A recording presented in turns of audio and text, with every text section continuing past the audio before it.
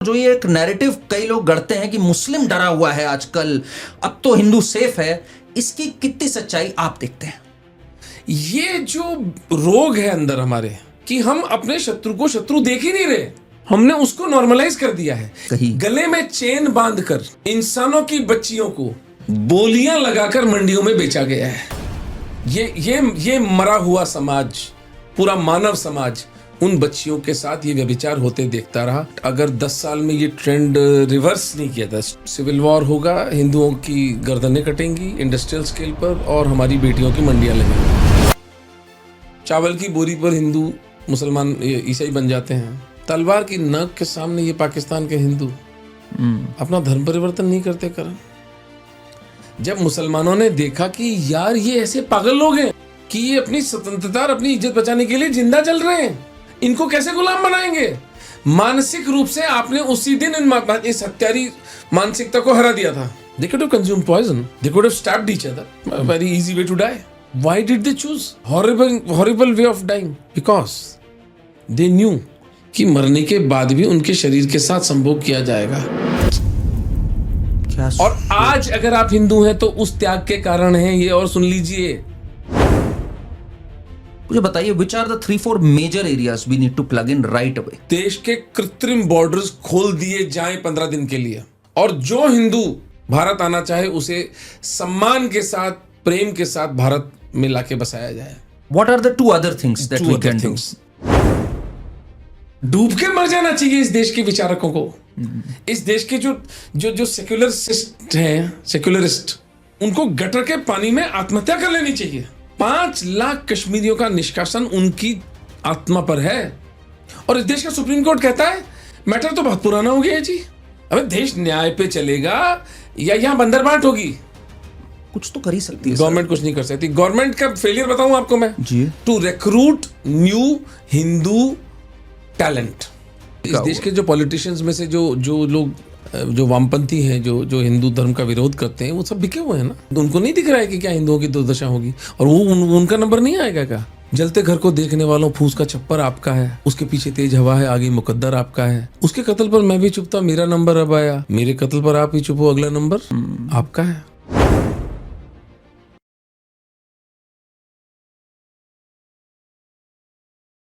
नमस्कार, करण वर्मा अनप्लग्ड के आज के एपिसोड में एक बहुत खास मेहमान है। देखिए, हम लोग में से कई सनातन के अनुयायी हैं, कई धर्म के लिए अपनी बात उठाते हैं, पर बहुत कम लोग होते हैं जो धर्म के लिए सड़क पर जाकर लड़ते भी हैं और अपने कलम से भी एक प्रभाव छोड़ते हैं। आज हमारे बीच एक ऐसी ही शख्सियत है।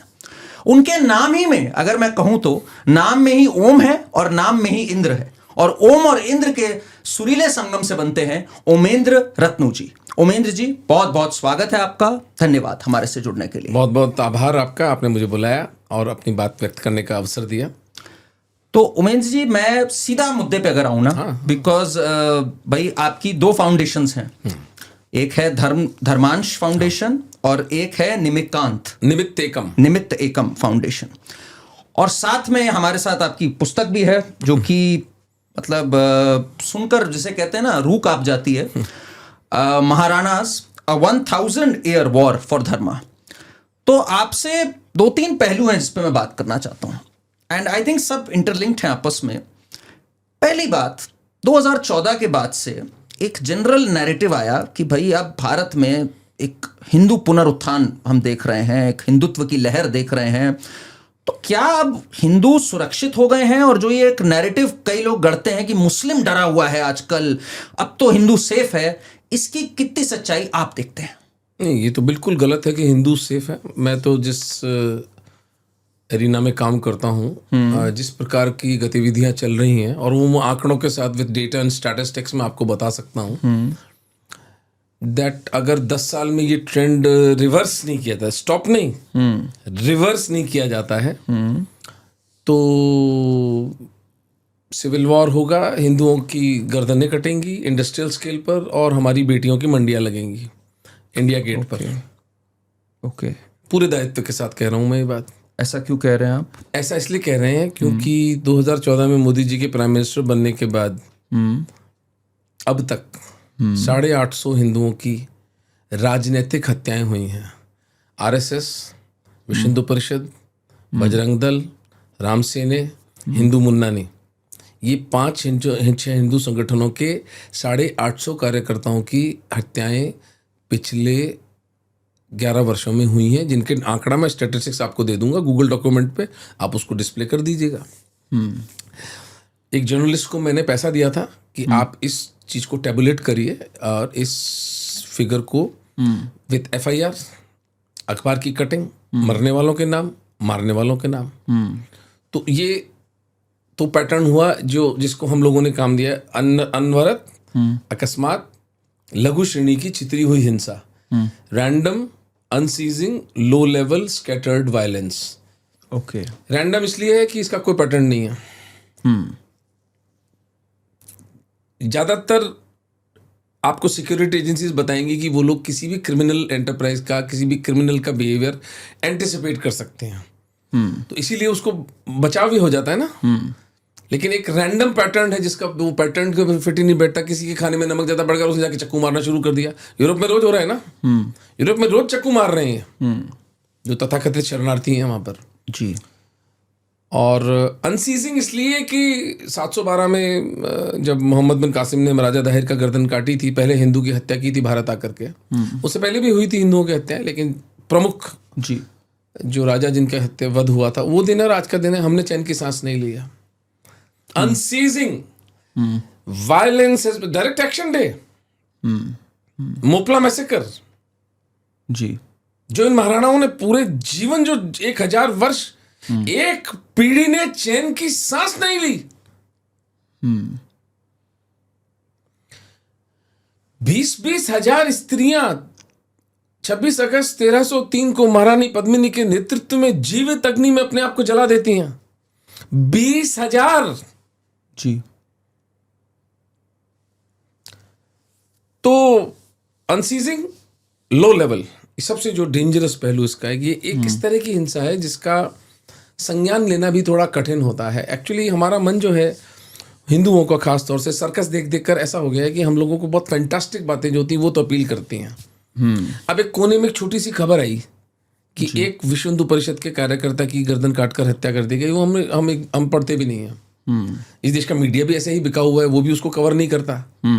और हमारी चेतना कभी, ये दुर्दशा है कि हम उसको रिकॉग्नाइज ही नहीं करते हैं।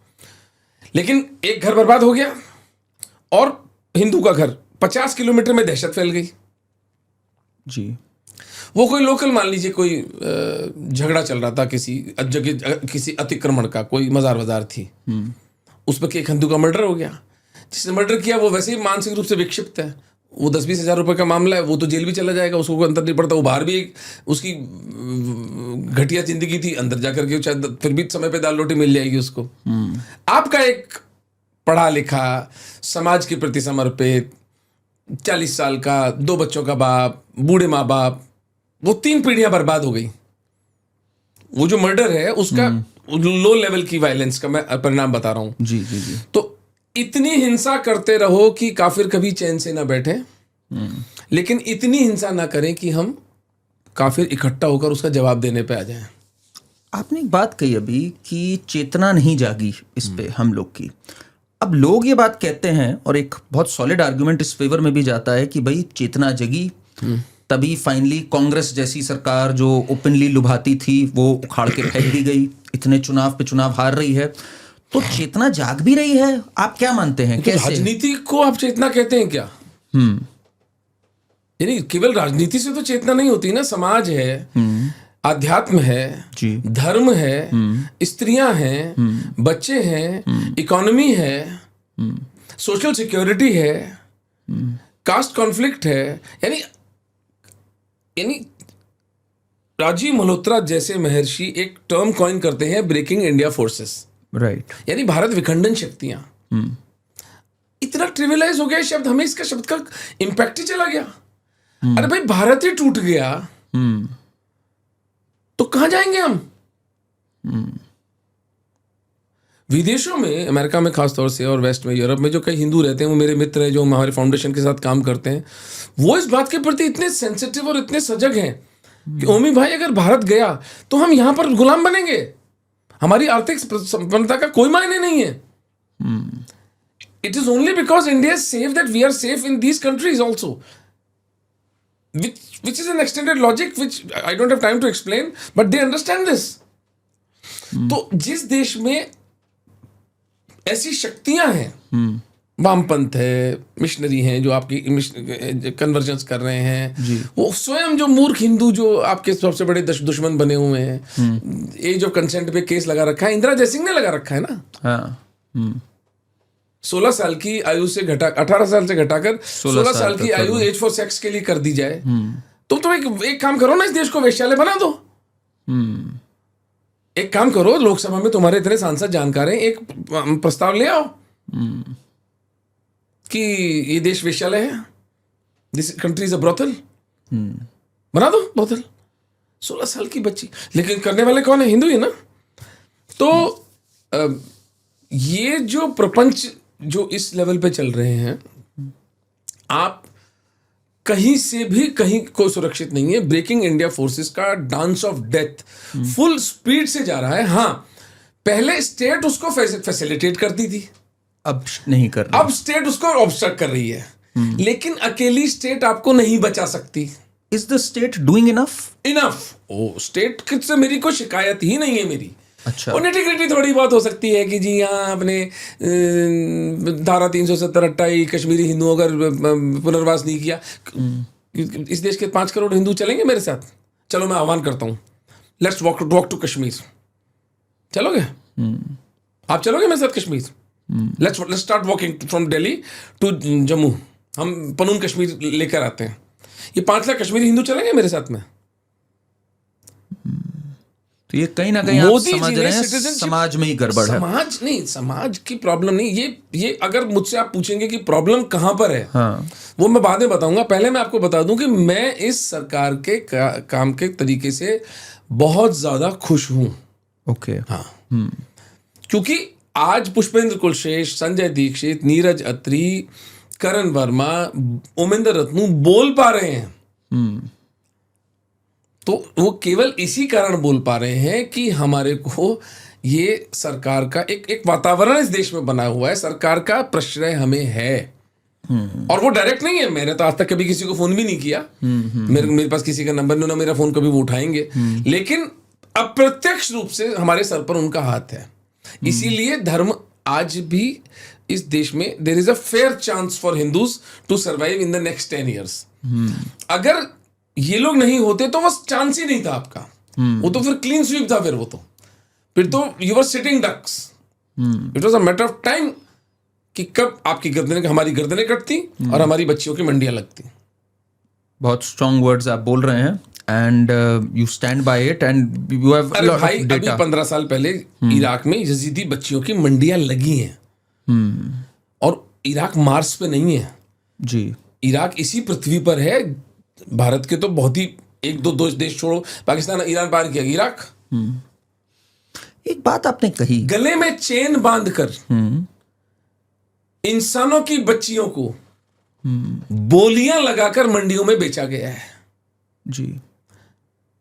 कोई यूनाइटेड नेशन नहीं आया, कोई ह्यूमन राइट कमीशन नहीं आया, कोई एम्नेस्टी इंटरनेशनल नहीं आया, कोई ग्रीन पीस की आत्मा नहीं जागी.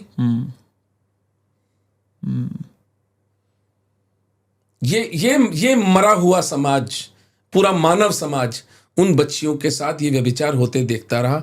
मैं कट्टर हिंदू हूं. यजीदी मुसलमान होते हैं या थोड़े बहुत हिंदू भी होते हैं, मुझे नहीं पता नहीं क्या होते हैं वो जिसी भी धर्म के हों. मेरी आत्मा ने आंदोलन किया, मेरे बस में था. हमने कुछ 10-15 यजीदियों को बचा करके और यूरोप में उनको ट्रांसपोर्ट किया था. हिंदू होने के उपरांत मैंने उस प्रोजेक्ट में सहायता की थी. ये नृशंसता किसी के साथ थी, किसी हिंदू मुस्लिम का प्रश्न नहीं है, ये किसी के साथ नहीं होनी चाहिए. तो मैं इसलिए कह रहा हूं कि जो पाशविक शक्तियां इस देश के अंदर जी खुला बोलती है ना, 15 मिनट खाली कर दो, ये कर देंगे, वो कर देंगे, बिल्कुल कहीं पे भी छोड़ा नहीं. तो क्या कह रही हो? वो कह रहे 15 मिनट पुलिस को हटा दो. इन मूर्खों को ये पता नहीं कि गुजरात में जब पुलिस हटाई थी तो ये हाय बल्ला हाय करते पहुंचे थे ना, हाय भगवान, हे भगवान बचाओ बचाओ बचाओ करते पहुंचे थे ना. तो 15 मिनट पुलिस हटेगी तो क्या होगा? ये छोड़ो. कोई हिजड़े नहीं है हिंदू. लेकिन ऐसी बात करना जी एक सभ्य समाज में ये शोभा देता है एक पॉलिटिशियन को। मैं कितना भी कट्टर हिंदू हूं, मैं कभी किसी की हत्या की, किसी को नुकसान पहुंचाने की सोच भी नहीं सकता करण। फिर तो हम then let us go to the stone age ना।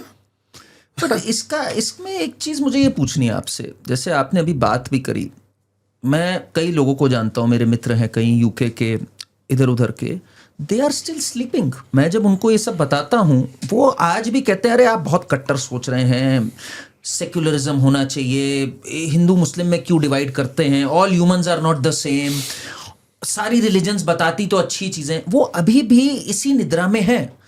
जब लोग पॉलिटिशियंस जैसे आपने बताया और लोग अपना डिजाइन क्लियरली पहन रहे हैं अपनी स्लीव के ऊपर, और हमारे पास डेटा भी है ऐसी किलिंग्स का, ये क्या एक अफीम चाटा हुआ है सबने जो इस पे कोई जागता नहीं है जल्दी, वेस्टर्नर्स हो चाहे हिंदूज हो। इस समय यूके में हम हालत देख रहे हैं, पूरे यूरोप में किस तरह से मैसिव इन्फिल्ट्रेशन चल रहा है इस समय और डेमोग्राफिक चेंज चल रहा है। इसका रीजन क्या है? Are they very good at manipulation? Yes, and western को तो उन्होंने व्हाइट गिल्ट डाल दिया, क्योंकि कॉलोनियल पावर्स थे वेस्टर्नर्स, तो व्हाइट गिल्ट में जीते वो कि यार हमारे पूर्वजों ने तो बड़ा अत्याचार किया है। जबकि मैं तो गोरों की सल्तनत को अत्याचार मानता ही नहीं हूँ। मैं तो गोरों की, इवन श्री अरविंदो ने कई जगह पर लिखा है कि गोरों का आना इतनी बड़ी घटना नहीं है, यदि स्वतंत्रता के लिए लड़ रहे थे वो।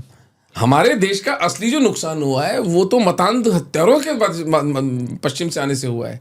गोरों से मेरी कोई शत्रुता इतनी नहीं है। आज आप जो इंटरनेट यूज कर रहे हैं, आज आप ये जो प्लेटफॉर्म यूज कर रहे हैं, आज आप जो लाइटों के अंदर बैठे हैं, ये सब गोरे के दिमाग का उपज है। उसका धन्यवाद देना चाहिए। Modern world has been created by the Christian people, we should be grateful to them. Conversion की मूर्खता अपार्ट, ये जो एवरेज हिंदू का अंधापन है कि भाई तू कट्टर है और मैं बड़ा लिबरल हूं, वो एक तो उसकी मक्कारी है। अच्छा, क्योंकि उसकी बेटी का तो अभी हुआ नहीं ना। उसकी बेटी को जब कोई उठाएगा तब उससे पूछेंगे भाई हाँ क्या हुआ, कितने लिबरल हो तुम, है ना। दूसरा जो हमारी थॉट लीडरशिप है, हिंदुओं की थॉट लीडरशिप, पहली बात तो हिंदुओं की थॉट लीडरशिप नाम की कोई चीज ही नहीं है। You tell me who is a Hindu thinker. आपने अभी एक बात कही, मैं एक मिनट जरा इस पर डेल्व डीप करना चाह रहा हूं। आपने कहा ये मक्कारी है, ये मक्कारी आई कहां से? भाई ये तो हमारी जो संस्कृति थी वो तो थी सर्वे भवन्तु सुखिनः, सर्वे सन्तु निरामया, अपने से पहले दूसरे का सोचो। ये मक्कारी, और मैं थोड़ा सा अग्री करता हूं इस बात से, मैंने देखा एक समाज में कहीं ना कहीं सेल्फिशनेस आई, तभी सोसाइटी के बारे में नहीं सोचा और गत बनी हमारी। ये बीज कहां से आया इसका? बिकॉज आप जब 1000 साल का इतिहास बताते हैं, इसमें तो इन्होंने क्या क्या कर दिए, कैसे कैसे बलिदान की कहानियां हैं। ये सेल्फलेस पीपल, ये सेल्फलेस, अल्टीमेट सेल्फलेस से इतना सेल्फिश कैसे हुआ? जरा ये बताइए प्लीज। 1000 साल लड़ना बहुत बड़ा सभ्यतागत होता है। हम लोग सभ्यतागत रूप से थक चुके हैं लड़ लड़कर। We are tired of fighting. सभ्यतागत थकान, क्योंकि we are rational people. Psychotic आदमी होता है वो थकता नहीं है। उन्होंने पागल आदमी को देखा, ऑब्सेसिव कंपल्सिव साइकोसिस, वो हाथ धोता है दिन में 20 बार हाथ धोएगा, हम तो दूसरी बार हाथ धोएंगे थक जाएंगे। तो जो ये एक साइकोसिस है पूरा का पूरा, एक ऑब्सेसिव कंपल्सिव साइकोसिस का जो रोगी होता है, वो तो उसकी चेतना शिफ्टेड है कि साहब वहाँ पे वो है, हूरे हैं वहाँ पर, एक स्वर्ग है वहाँ, जन्नत है, ये है वो है। तो आप उससे कोई मैच ही नहीं है ना, रैशनल आदमी का उससे कोई मैच नहीं है। ये एक विलक्षण घटना है कि हमारे पूर्वजों ने आज तक हमारा धर्म बचाकर कैसे लाए। इट्स अनबिलीवेबल, सरियल है, मतलब सरियल है मेरे लिए कि इसका इतना सुखद परिणाम कैसे हुआ। ये मेरी लॉजिक में तो फिट होता ही नहीं है। ये कोई दैवी घटना है, दिस इज समथिंग डिवाइन। शायद महादेव को, शायद भगवान कृष्ण को हिंदू धर्म बचाना था कि उन्होंने देव पुरुषों को भेजा हमारा धर्म बचाने के लिए। अब आप पूछ रहे हैं कि ये घटना क्यों, ये तो सिविलाइजेशनल थकान हुई, एक चीज हुई सिविलाइजेशनल थकान। दूसरा हमारी थॉट लीडरशिप बिकी हुई है। हमारे यूनिवर्सिटी के प्रोफेसर्स जिन्होंने इस देश का इतिहास लिखा, ये रोमिला थापर, आप ये जो टाइमलाइन है महाभारत की और रामायण की, ये उसके बारे में कंफ्यूज्ड है। और ये इस देश की एक अग्रणी इतिहासविद है। जी जी। ये सब 5 सितारा होटलों में सिंगल मॉल्ट विस्की पीने वाले, रात को लड़कियों के साथ अय्याशियां करने वाले, और फर्स्ट क्लास एयर ट्रेवल करने वाले एक पूरा क्लब है ये, जिसको मैं हिंदू एलीट कहता हूं। और ये कॉकरोचेस हैं, ये हिंदुओं की चिताओं पर रोटियां सेक कर खाते हैं। और जिन लोगों की आप बात कर रहे हैं कि ऑल इज हंकी डोरी, वो नैरेटिव इन्हीं हिंदू एलीट का बनाया हुआ है। और उसका एक निहित स्वार्थ है उसमें, क्योंकि वो समाज के इकोनॉमिक शिखर पर हैं, वो उस पोजीशन को छोड़ना नहीं चाहते। इसलिए इनमें से बहुत से लोग हैं, जब आप इनसे कहेंगे कि आपके ऊपर ये खतरा है कि आपके ऊपर एक दूसरी आइडियोलॉजी आ जाएगी, तो बोले यार हम कन्वर्ट कर जाएंगे ना, क्या प्रॉब्लम है? तो इनके लिए कोई बड़ी बात ही नहीं है ना। Then there is no argument to give ना। आप ऐसे आदमी को क्या आर्गुमेंट दोगे? तो उसी आर्गुमेंट का एक प्रतिछाया इस वहां पर भी उनके बुक्स कहीं पढ़ी होगी, कहीं कोई आर्टिकल पढ़ा होगा, कहीं कोई इंटरव्यू पढ़ा होगा, जिनसे आप जिनकी बात कर रहे हैं ना, कि वो इतना शोर क्यों मचा रहा है यार, सब कुछ ठीक तो चल रहा है। 3 हिंदू बच्चियां प्रतिदिन पाकिस्तान में उठाई जा रही हैं जी। ये यूरोपियन यूनियन पार्लियामेंट की रिपोर्ट है। अष्टमी के दिन कुंवारी कन्या को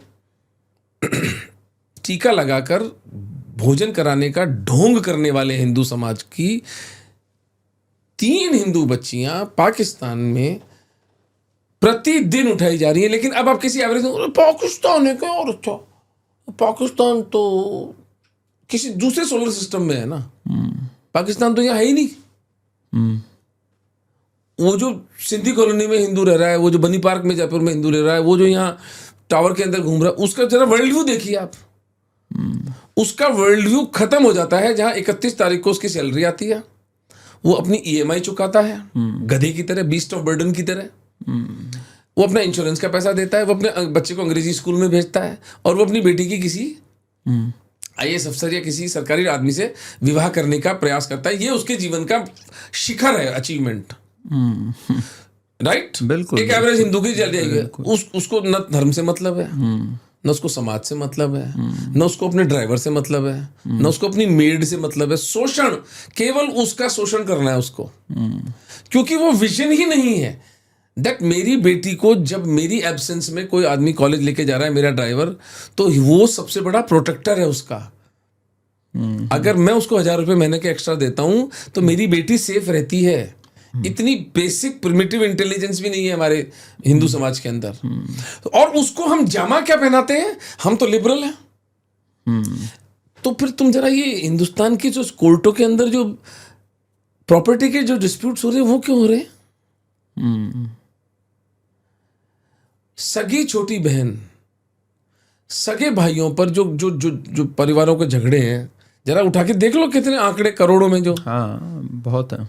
तो तुम्हारे सामने जब कोई हत्यारा आता है तो तुमको वसुधैव कुटुंबकम सूझता है कि सारी वसुधैव मेरा कुटुंब है। और तुम्हारा अपना जो कुटुंब है वो तो तुम्हारा, वो उसके साथ तुम कोर्ट में 6 इंच की जमीन के लिए। सही कह रहे हैं आप। तो ये इन्वर्टेड कॉन्शियसनेस, ये जो उल्टी चेतना है, ये उसका परिणाम है। डिनायल, डिनायल इज की पावर को हम लोग अंडर एस्टिमेट करते हैं। भाई अगर माना कि करण वर्मा सही कह रहा है तो करण वर्मा को सपोर्ट करना पड़ेगा ना, करण वर्मा को ज्वाइन करना पड़ेगा, करण वर्मा की मिशन में कंट्रीब्यूट करना पड़ेगा, उसके चैनल को कुछ मंथली पैसा देना पड़ेगा। वो दरवाजा ही बंद कर दो ना, करण को बोल तू तो बेवकूफ है, तू तो एग्जेजरेट कर रहा है, ये लड़ाई है ही नहीं। तो ये मक्कारी इसलिए वहां पर आती है। और इसके मूल में हमारे थॉट लीडरशिप की मक्कारी है। हमारे थॉट लीडरशिप को इन्होंने खरीद रखा है। इस देश को, ब्रेकिंग इंडिया जो फोर्सेस हैं, जो इस देश को तोड़ने का सपना देख के चल रहे हैं, जी, उन्होंने अपने सामूहिक पैसे से इस हिंदू लीडरशिप को खरीद लिया है। मोदी से तकलीफ क्या है? मोदी ने तो कभी किसी धर्म की बुराई नहीं करी। मोदी से तकलीफ क्या है? मोदी बिकाऊ नहीं है, इसलिए मोदी इनको खुली छूट नहीं देता।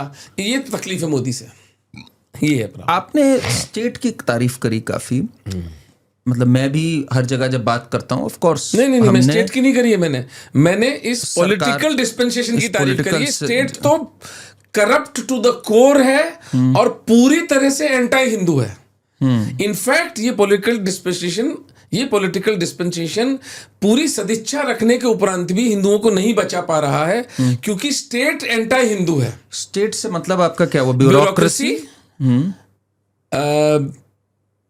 Academia, intelligentsia. तो why is the government not reining them in? अगर ये हैं 11 साल हो गए, कुछ तो कर ही सकती है। गवर्नमेंट कुछ नहीं कर सकती। गवर्नमेंट का फेलियर बताऊं आपको मैं जी, to recruit new Hindu talent. Their abysmal failure है। कि भाई आज राजीव मल्होत्रा सर को एक हिंदू यूनिवर्सिटी खोल के उसका वाइस चांसलर बनाना चाहिए था आपको। वो 75-80 साल के हो गए। You have missed out on a man of his calibre. Exactly. 2 कौड़ी के लोग यहां पर सत्ता के गलियारों में घूम रहे हैं। 2 कौड़ी के फटीचर लोग, जिनके साथ में मैं शक्ल नहीं देख सकता जिनकी, वो इस देश में नीति नियंता बने हुए हैं आज भी। सो this political dispensation has stopped, and in fact they never search for talent. That's a big thing ना. That's a very big loss. That's a very big loss. But see, एक नियत होती है ना, नियत है इनकी के धर्म के लिए काम करना। नियत है सर, तभी देखिए हम भी इनको सपोर्ट करते हैं। बट मैं एक वही बात कहता हूं कि हम पूरा फ्री पास नहीं दे सकते इनको भी। नहीं फ्री पास चाहे देव चाहे मत दो। अब आपने एक बात कही, और आपने एक और बात कही कि भाई ये डिस्पेंसेशन स्ट्रीट पावर की जो बात होती है। आज जैसे मैं वीएचपी की बात करूं, ठीक, बजरंग दल की बात करूं, क्या इनके पास वो एम्पावरमेंट है जो पहले होती थी? मैं आपसे पूछूंगा ये बात। एक जमाना होता था कि इनके पास एक स्ट्रीट पावर रहती थी। मुझे लगता है आज वो पावर कम हुई है बढ़ने के बजाय। बिल्कुल सही कह रहे हैं आप। तो ये भी तो कहीं ना कहीं मैं तो सरकार पे ही ब्लेम करूंगा इस चीज का। नहीं, किस पे आप ब्लेम करेंगे? आप हम में से कितने लोग हैं जो बजरंग दल के लोगों को घर बुलाकर चाय पिलाते हैं? आपका पॉइंट वैलिड है। हम उसको कहते हैं कि यार ये रेबल राउजर है। आप 2014 से पहले में सर, 2014 से पहले और अब में पावर तो बढ़नी चाहिए थी ना इनकी। जब इनकी विचारधारा की सरकार आ गई, विचारधारा की तो यही थी ना, हिंदू समाज के बारे में, हिंदुत्व के बारे में, एटलीस्ट ऑन पेपर तो यही थी। उसके बाद इनकी पावर कम तो नहीं होनी चाहिए थी। आप ये कह सकते हैं कि और नहीं हुई, यह समाज की गलती है। तो फिर आपने एकेडमिया की बात करी, तो आपको लगता नहीं है कि अब जैसे आपकी पुस्तक है ये महाराणास, ये जरूर पढ़नी चाहिए सबको, बिकॉज जैसे मैंने आपसे भी अभी बात कर रहा था कि बप्पा रावल जी के बाद से लेकर and almost till Aurangzeb era जो 1000 साल है, हम लोग को ज्यादा पता नहीं। क्या सरकार का ये दायित्व नहीं बनता कि ये सब सिलेबस में आना चाहिए? इतना हल्के हल्के चेंजेस होना एनसीईआरटी में। मैं तो इसके लिए इस सरकार का सबसे बड़ा फेलियर अगर कोई है तो वो है हिस्ट्री के करिकुलम का आमूलचूल परिवर्तन न करना। तो 2 फेलियर्स हो गए। रूप से तो 2 फेलियर्स हो गए सर। एक टैलेंट ना रिक्रूट करना, एक हिस्ट्री बुक्स ना चेंज करना, और मैं तो मानता हूं ये स्ट्रीट पावर को खत्म करने में भी है इनका योगदान। आप चलिए इतना ना करिए, we can agree to disagree on that. But मतलब मुझे अभी भी एक बात नहीं समझ में आई सर, कि इतना देखने के बाद भी आपने लाख कह दिया कि एक सिविलाइजेशनल फटीग आ गई हमें। मैंने मान ली बात, मैंने मान ली। बट जब हम इतना कुछ देख रहे हैं तो तब भी हम शत्रुबोध की कमी भी है हमारे में आज भी। एंड आज भी हम लोग, जैसे मैं अभी एक आपको बताऊं, ये अजमेर शरीफ पे अभी चद्दर भेजी गई, प्रधानमंत्री जी के द्वारा भी भेजी गई। हम लोग को अभी भी लोगों को नहीं पता वहां पे क्या थे, जो मोइनुद्दीन चिश्ती जी आए उनकी क्या सोच थी। ये सब कब तक हम लोग सुनते रहेंगे? I mean till when are we going to have all this continue? और लीगली भी अगर मैं बात करूं, मैं आपसे लीगली भी पूछूंगा, जैसे ये प्लेसेस ऑफ वर्शिप एक्ट है, जैसे ये राइट टू एजुकेशन केवल हिंदू रन स्कूल्स के ऊपर होता है, ये कब तक चलता रहेगा sir? It's criminal. It's criminal to allow such legislations. But let me give you a counter view of this. जी। Citizenship Amendment Act को रियलिटी बनाने में मैं और मेरा भाई जय हुजा हमारा बहुत उसमें रक्त और हमारा पसीना लगा था जी। और दर्जनों मीटिंग्स के लिए जयपुर में मेरी प्रैक्टिस छोड़ करके मैं यहाँ दिल्ली आया करता था और बड़े बड़े लोगों से मिला करता था और बहुत प्रेम से बहुत सहृदयता से उस वक्त हिंदू लीडरशिप में संघ के जो लोग थे, विश्व हिंदू परिषद के लोग थे, इन्होंने इतने प्रेम और अपनेपन से उस एक्ट के में हमारा सहायता की, हमारा मार्गदर्शन किया, हमें बताया कि इसको ये ऐसे करो।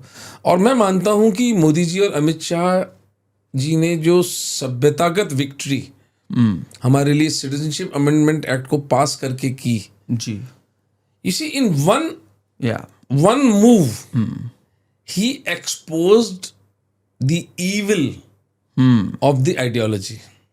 yeah, The only example analogies का मैं सोच सकता हूं जो समझाने के लिए हिंदुओं को, इस देश के मूर्ख हिंदुओं को, कनाडा एक लॉ पास करता है, सोचें कि जी अमेरिका में जो अश्वेत लोग हैं उनके ऊपर बड़ा अत्याचार होता है, हम उनको प्रेफरेंशियल नागरिकता देंगे। क्योंकि हिंदुस्तान पाकिस्तान की तरह कनाडा और अमेरिका की भी हिस्ट्री है। There will be war between America and Canada अगर ऐसा कुछ हुआ तो। कोई भी स्वाभिमानी देश ये कहेगा कि आप मेरे देश के नागरिकों के बारे में लेजिस्लेशन पास कर रहे हो। ऐसा कुछ हुआ? बांग्लादेश, पाकिस्तान, अफगानिस्तान ने उल्टा लॉजिक, एक मक्कारी की भी एक सीमा को पार करने के लॉजिक लाया गया कि जी इस्लाम में तो मुसलमान है ही नहीं। अरे मुसलमानों से बचने के लिए तो भाग रहे हैं, ये लॉ बनाया ही मुसलमानों से बचने के लिए। और तुम कह रहे हो कि मुसलमानों को भी इसमें साथ में ले आए। कब भांग पी रखी है क्या? फिर देश का बंटवारा क्यों किया था भाई? खोल दो फिर बॉर्डर।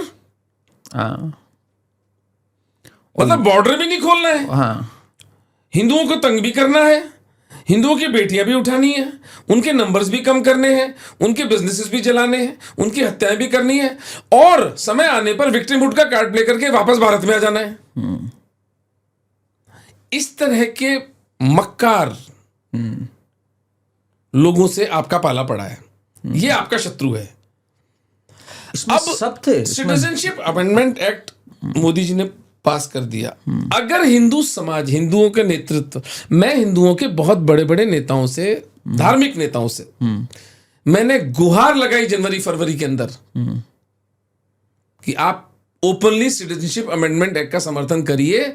भारत विरोधी शक्तियां सक्रिय हो गई हैं इस एक्ट के खिलाफ, और राजनीति के सपोर्ट से नहीं होगा ये। मोदी जी और अमित भाई की और बीजेपी की पीठ में छुरा मारा इस देश के समाज ने, हिंदू समाज ने। किसी बड़े धार्मिक नेता ने कोई स्टेटमेंट दिया इसके पक्ष में?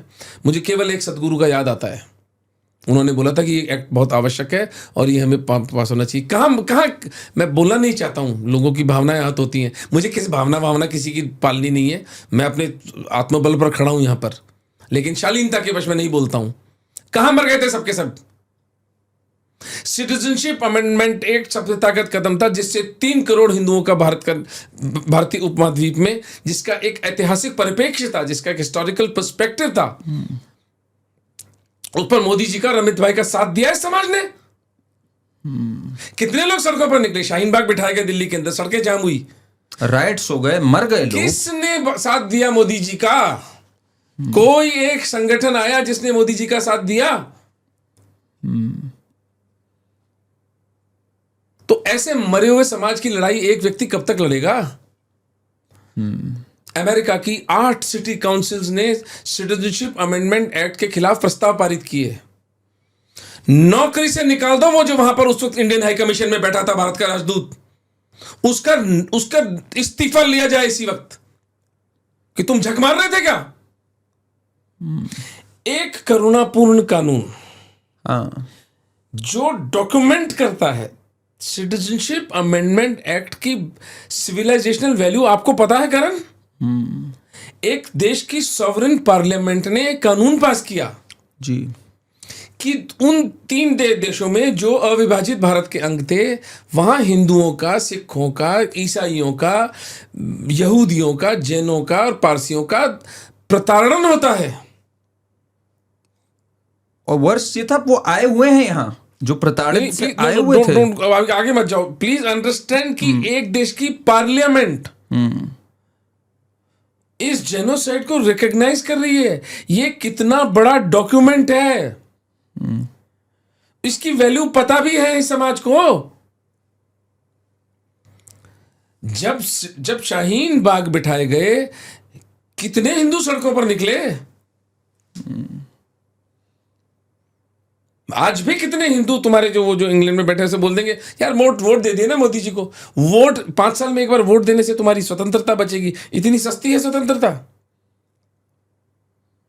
5 साल में बड़ा एहसान कर दिया आपने, गर्मी के अंदर जाकर एक बार वोट दे दिया आपने। Corrupt to the core. हम अपने निर्धन हिंदू की सहायता हम नहीं करेंगे, दोष सारा मोदी और अमित शाह पे देंगे। और जिसका जीता जागता उदाहरण सिटीजनशिप अमेंडमेंट एक्ट का बर्बादी जो हुई, मैं खुशी से आंसू आए थे मेरी आंखों में। मेरे भाई जय आहूजा, मैं निमित्त एकम जो हमारा ऑफिस है जोधपुर जयपुर के अंदर, मेरे पास वीडियोस पड़े हैं, मैं भेजूंगा आपके पास। हम पटाखे चलाए थे वहां पर जब से सीए पास हुआ था राज्यसभा में। मेरे जीवन की पूरी परिश्रम का परिणाम था वो। क्या किया इस समाज ने, इस हिंदू समाज ने क्या किया उस सिटीजनशिप अमेंडमेंट एक्ट को प्रोटेक्ट करने के लिए। तो फिर कौन लड़ेगा तुम्हारी लड़ाई भाई। फिर मोदी जी ने अपना ध्यान पूरा इस देश की इकोनॉमी को संभालने पे लगा दिया, जो कि मोस्ट इंपॉर्टेंट चीज है। The next most important thing is to take care of the economy. Right. आप 8% पे ग्रो कर रहे हो, आज हिंदुओं के पास पैसा है। हिंदुओं के पास पैसा नहीं होता तो इसी मोदी जी को हिंदू आपस में एक दूसरे का मांस नोच के खा जाते हैं। जब वैश्विक उथल पुथल में आपको 8% की ग्रोथ देने वाला जो पॉलिटिकल डिस्पेंसेशन है, वो कुछ छोटी बात है क्या। इस देश की आर्मी, पूछ लीजिए अपने संबंधियों को आर्मी में हो कि 2014 में आर्मी के पास युद्ध लड़ने की गोलियां नहीं थी। हाँ वो तो पता है। तो फिर इंडिपेंडेंस नहीं थी टू अटैक। 15 अगस्त 2014 के मोदी जी का भाषण याद करिए कि मैं गांधीनगर से जब दिल्ली आया हूं, मैंने जो गड्ढे देखे हैं यहां पर, वो अगले 5 साल तो मुझे उन गड्ढे को भरने में लगेगा। बनारस की वो गलियां याद हैं जब दुर्गंध से आदमी बेहोश हो जाए। उस जगह के परिवर्तन, उसकी जगह की पूरी काया पलट कर दी एक आदमी ने, कोई उसका संज्ञान नहीं है। मैं बहुत छोटा उदाहरण दे रहा हूं वो तो मैं आपको, सीए से लेकर के बनारस तक। इस देश का समाज क्या कर रहा है, इस देश के अंदर जो धर्माचार्य हैं इस देश के, वो क्या कंट्रीब्यूशन कर रहे हैं, जरा मुझे बता दें। क्या कंट्रीब्यूशन है। क्या आपके जो इंग्लैंड में अमेरिका बैठे जो उनके जो हर हिंदू के आमतौर पर एक गुरु होता है, उसने क्या कोई बताते हैं वो राजनीतिक रूप से। नहीं, वो तो एक ट्रेंड चला है ना, राजनीति दूर रखो भाई, हम तो यहाँ अध्यात्म के लिए आ रहे हैं। ये तो फिर मरोगे तुम। हाँ। क्योंकि इनके चर्च और मस्जिदों के अंदर तो ये तो गैरिसन पॉइंट्स हैं। ये तो बाकायदा जो फ्राइडे को इनकी तकरीरें होती हैं वो आप सुन लीजिए। इनके तो डिसीजन लिया जाता है ना कि इस इलेक्शन में इसको वोट देंगे। They are politically so alive. आपका तो वोटर एपैथी हो जाती है कि साहब वो तो हम तो नोटा। इस देश में इतने प्रज्ञावान लोग मुझे कहते हैं हम तो नोटा करेंगे। उनको समझाना ही मुश्किल है कि नोटा का मतलब आत्महत्या है। नोटा, एक कोई भी हिंदू जो नोटा को देता है वो आत्महत्यारा है जी। लेकिन आप नहीं समझा सकते, इतनी इंटेलेक्चुअल एरोगेंस क्या कर सकते हो। तो सर आपके हिसाब से मैं अगर आज की बात करूं, व्हाट आर द 3 और 4 मेन एरियाज जिन पे हमें वर्क करने की जरूरत है। जैसे आपने पूरा एक बताया सिनेरियो इस समय कि क्या डिफिकल्ट टाइम्स है, अगले 10 साल बिल्कुल लड़ो या मरो वाली चीज है। कौन से 3-4 एरियाज हैं जिसपे हमें सबसे बड़ी थ्रेट है और हमें उस पे सोल्यूशन डालने की जरूरत है। आपके फाउंडेशन वर्क के भी जरिए मुझे बताइए, which are the 3-4 major areas we need to plug in right away. First is demography. You have to reverse the demographic trends and the fall in the population of Hindus. There has been a 10 percentile fall in the population of Hindus since the so-called independence. कैसे किया जा सकता है ये? इस पे क्या इसके 3 तरीके हैं, और मैं बेहूदे तरीके कि हिंदुओं को बच्चे पैदा करें, ये बेवकूफ़ी के सोल्यूशन नहीं दूंगा मैं। मेरे पास 3 सोल्यूशन है इस प्रॉब्लम के, और बिल्कुल स्पष्ट। Number 1, you have to import 1 crore Hindus of Pakistan and 2 crore Hindus of Bangladesh into Bharat. There is no way out of this. Okay, that is interesting. That is the quick fix solution.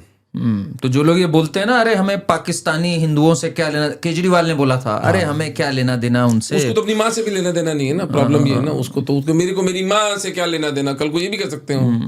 वो तो ये वामियों का तो दिमाग कुछ, वो तो उसके साथ तो हम लोग को there can be no dialogue ना, हम क्या उससे डायलॉग कर सकते हो आप। एंड द वर्स्ट इज, ये जो सो कॉल्ड दलित लीडर्स होते हैं, ये जो 1 करोड़ हिंदू की हम बात कर रहे हैं, इनमें से 90 लाख तो दलित हैं बेचारे। इनमें 90 लाख दलित है, हमारे सहोदर हैं। और मैं तो इनको ऊंची से ऊंची जाति से भी ऊंचा मानता हूं। यहां मैं चावल की बोरी पर हिंदू मुसलमान ईसाई बन जाते हैं। तलवार की नोक के सामने ये पाकिस्तान के हिंदू अपना धर्म परिवर्तन नहीं करते करण। बहुत बड़ी बात है। Again surreal, it is surreal। अगर मैं इसको देख नहीं रहा होता तो मुझे विश्वास ही नहीं होता कि ऐसे लोग हैं इस धरती पर। तो जब भी कोई बस आती है पाकिस्तान से, जब हिंदुओं से भरी हुई, मैं उनके दर्शन करने, उनको पैर छूने, उनके हाथ उनको छूने जाता हूँ कि ऐसे जीते जागते हिंदू हैं इस धरती पर। और केवल उनकी ऊर्जा है जिसके कारण मैं ये युद्ध लड़ रहा हूँ, नहीं तो अब तक सामान वामान बेच बाच के सेशल्स जा चुका होता। ये आपको इमोशन हमेशा बहुत छूता है, ये वाला इमोशन की आपने दोनों एराज में बहुत बात करी है। एक, जैसे आपने अभी बात करी कि तलवार की नोक पे भी ये हिंदू अपना धर्म नहीं छोड़ रहे, और एक जब आप साकी जौहर की भी बात करते हैं कि जरा सोचिए उस समय साका जौहर उस समय धर्म के लिए और अपने सम्मान के लिए आग में कूद जाना। ये आपने इस पे बहुत विस्तार से लिखा भी, और आप हमेशा भावुक भी हो जाते हैं जब इस बारे में बात करते हैं। उसका कारण है क्योंकि मैं अपने आप को पाकिस्तानी हिंदुओं से कभी भी अलग नहीं कर पाता हूं। जब पाकिस्तान में किसी हिंदू की बेटी उठती है तो मुझे वो ऐसा लगता है जैसे मेरी बेटी उठ गई। ये तो मैंने अभी कुछ पिछले 2-3 वर्षों में, जब से इस विषय पर कोई एक्टिविटी हो ही नहीं रही है, तो फिर मैं या तो हार्ट अटैक होकर अपने दिमाग की नस फाड़ के मर जाऊं, या मैं अपने आप को इस विषय से दूरी बना लूं। तो मैंने अपने आप को इमोशनली अपने आप को इससे दूर कर लिया। अंग्रेजी में से कहते हैं numbing. I have numbed my heart to the pain of Hindus of Pakistan. वरना मेरा बस चले तो मैं बॉर्डर खुलवा दूं। इस देश के कृत्रिम बॉर्डर्स खोल दिए जाएं 15 दिन के लिए, और जो हिंदू भारत आना चाहे उसे सम्मान के साथ, प्रेम के साथ भारत में लाके बसाया जाए। उसके बाप का घर है भारत।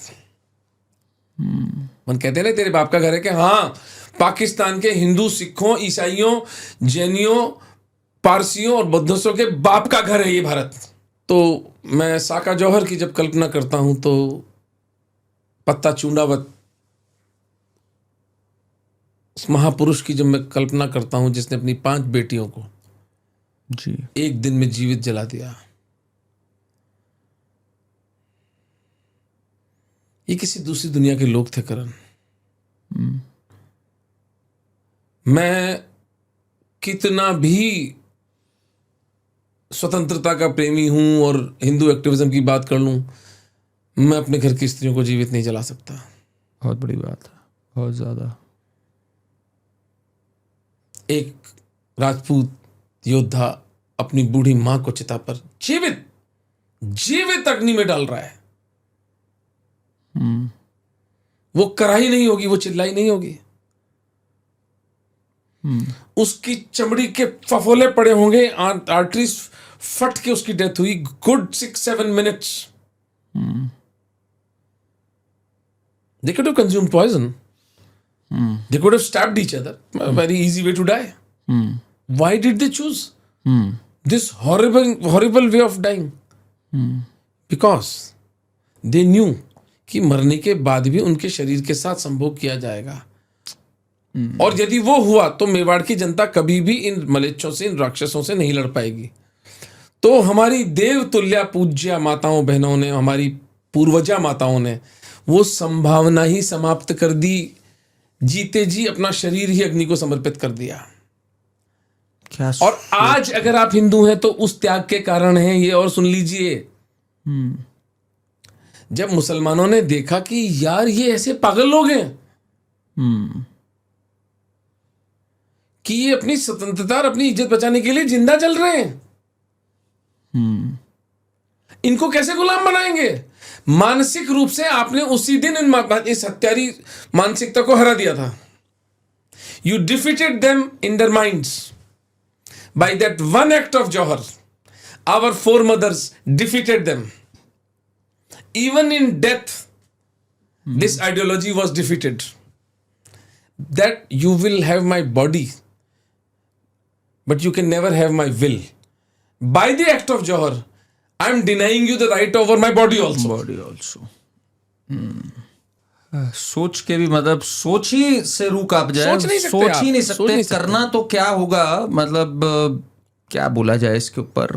तो इसीलिए मैं सरियल कहता हूँ कि मतलब ये कुछ ऐसी बातें हैं जो लगती हैं कि यार ये इस जगत की बातें नहीं है, ये किसी और जगत की बातें हैं। कि हम तो आसपास अपने ये कीड़े मकोड़े देखते हैं, ये इंसानों के रूप में जो इस देश के हिंदू नेता बने हुए हैं, ये जो हिंदू एलीट है जिसको मैं कहता हूँ, जो ये जो ब्यूरोक्रेसी है, ये जो यूनिवर्सिटियों में बैठे हैं, ये कीड़े, ये मकोड़े, कहाँ ये लोग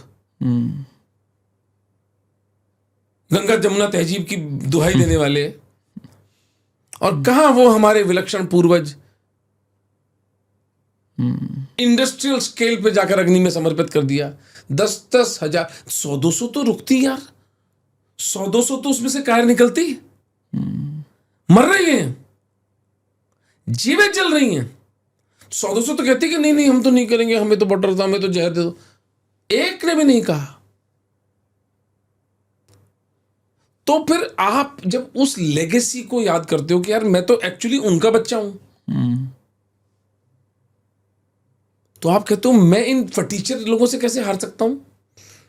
जब स्थितियां इतनी विपरीत थी तब वो नहीं हारे, तो आज 120 करोड़ का हिंदू समाज क्यों सरेंडर करने के मूड में है? And this is not political. ये इस देश के धर्माचार्यों को, मठाधीशों को, इस देश की थॉट लीडरशिप को, हिंदू थॉट लीडरशिप, जो हिंदू थॉट लीडरशिप नाम की कोई चीज नहीं है। अब बड़ी मुश्किल से नीरज अत्री, संजय दीक्षित, पुष्प, ये थॉट लीडर्स हैं, ये लोग बोल रहे हैं। ऐसी 5000 लोग होने चाहिए हमारे पास, एक प्रेशर ग्रुप होना चाहिए हमारे पास में, हमारे हितों पर, हमारे हितों की सुरक्षा करने के लिए हिंदू प्रेशर ग्रुप होना चाहिए एक। वो जब उस थॉट प्रोसेस को आर्टिकुलेट करेगा, दैट इज द टाइम जब 120 करोड़ हिंदुओं को सम्मान। देखो, विदाउट लीडरशिप कोई समाज कुछ नहीं कर सकता। So now we are the leaders, you are the leader, I am the leader, because we know the reality and we have the guts to speak the truth. And I again challenge anybody, be it a Hindu, be it a Muslim, be it a Christian, be it anybody, I challenge him for open debate. If one fact of what I am saying, one fact, forget it being a lie, it is even an exaggeration, I will quit public life. मैं खुली चुनौती दे रहा हूं, अगर मेरे बोली बातों में से अगर इस पुस्तक के अंदर एक भी सत्य जो हो वो अतिशयोक्ति भी हो, तो मैं सार्वजनिक जीवन से संन्यास ले लूंगा। नहीं निकलेंगे, लेकिन ये अपने बिलों से बाहर नहीं निकलेंगे, ये वहीं बैठ के षड्यंत्र करते रहेंगे। ये हमारा हिंदू एलीट का, हिंदू इंटेलिजेंसिया का, हमारे विचारकों का फेलियर है कि इनको अपोज नहीं करते। और हमारे विचार हर जगह पहुंचने में फेल हुए। मतलब मैं अगर सिनेमा की भी बात करूं, जिस तरह की फिल्में बन गई, यहाँ अकबर जैसे लोगों को महान दिखा दिया गया, अकबर द ग्रेट दिखा दिया गया, जोधा अकबर जैसी फिल्म बनाई गई, मुगले आजम बनाई गई, ये भी एक बहुत बड़ा फेलियर रहा हमारा। पागल लोग हैं भैया। मैं अभी एक मेरे ननिहाल गया था, तो वहाँ पर मेरे मामू साहब हैं, वो एक बहुत बड़े राजनेता के बारे में मुझे एक बात बता रहे थे कि वो बहराम खां के चरित्र से बड़े प्रभावित थे। मेरी तो आत्मा ने वही विद्रोह में चुपचाप हाथ में हमारे ग्लास था और हम नॉनवेज वगैरह की तैयारी कर रहे थे गांव में बैठे, तो मैंने कहा क्या बहराम खां के चरित्र में ऐसा क्या था मामू साहब? तो बोले यार वो कितना निष्ठावान था, उसने अकबर का करियर बनाया। तो मैंने कहा कि ये जो महोदय हैं इनको वो ध्यान नहीं आया कि दुर्गादास राठौड़ ने क्या किया था? महाराजा अजीत सिंह जी को, अजीत सिंह जी की हत्या कर सकते थे वो।